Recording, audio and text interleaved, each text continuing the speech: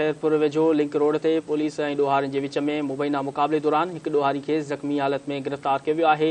सोबुधिरो link road ते police ऐं ॾोहारियुनि में मुबैना मुक़ाबलो थी पियो। पुलिस मूजिबि ज़ख़्मी हालत में गिरफ़्तार थियल ॾोहारी जी सुञाणप ज़हीर वलद रजब सहतो तौरु थी आहे। पुलिस जो चवणो हो त ॾोहारी केलनि जे बाग़ में फुर्जे इरादे सां बीठल हुआ त मुक़ाबलो थी पियो। पुलिस मूजिबि गिरफ़्तार ॾोहारी जे कब्ज़े मां हथियार हथ कया विया आहिनि। ब्रेकिंग न्यूज़ मां असां शेयर करे रहिया आहियूं। खैरपुर वेझो लिंक रोड ते पुलिस ऐं ॾोहारियुनि जे विच में मुबैना मुक़ाबले दौरान हिकु ॾोहारी खे ज़ख़्मी हालत में गिरफ़्तार कयो वियो आहे। सोबुधिरो लिंक रोड ते पुलिस ऐं ॾोहारियुनि में मुबैना मुक़ाबलो थी पियो। पुलिस मूजिबि ज़ख़्मी हालत में गिरफ़्तार थियल ॾोहारी जी सुञाणप ज़हीर वलद रजब सहतो तौरु थी आहे। पुलिस जो चवणो आहे त ॾोहारी केलनि जे बाग़ में फुर्जे इरादे सां बीठल हुआ त मुक़ाबलो थी पियो। पुलिस मूजिबि गिरफ़्तार ॾोहारी जे कब्ज़े मां हथियार हथ कया विया आहिनि।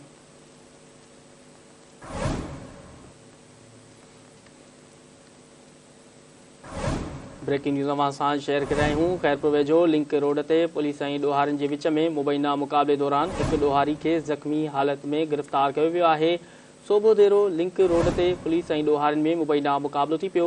पुलिस मूजिबि ज़ख़्मी हालत में गिरफ़्तार थियल ॾोहारी जी सुञाणप ज़हीर वलद रजब सहतो तौरु थी आहे। पुलिस जो चवणो हो त ॾोहारी केलनि जे बाग़ में फुर्जे इरादे सां बीठल हुआ त मुक़ाबलो थी पियो। पुलिस मूजिबि गिरफ़्तार ॾोहारी जे कब्ज़े मां हथियार हथ कया विया आहिनि।